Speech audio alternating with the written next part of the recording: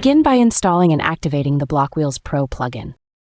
Now, let's navigate to the page where the Masonry Gallery is intended to be placed.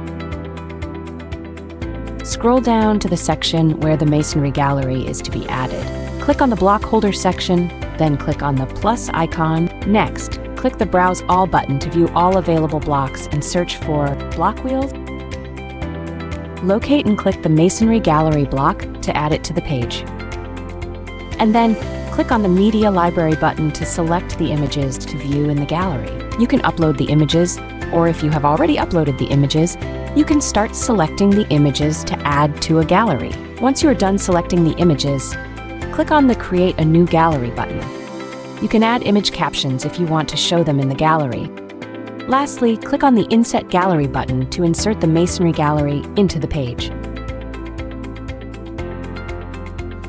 Set the width of the Masonry Gallery block. Click the spotlight icon to customize the Masonry Gallery. Click on the Gallery drop-down to set column images per row, gutter, and margin.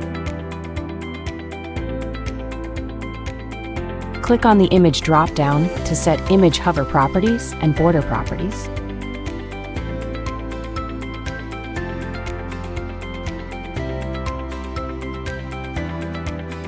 Click on the Caption drop-down to enable captions and make them visible in the gallery.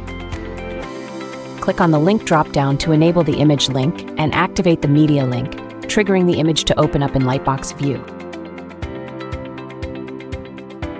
After completing customization, update the page and view it in a new tab. This is how you can easily add Masonry Gallery to your website.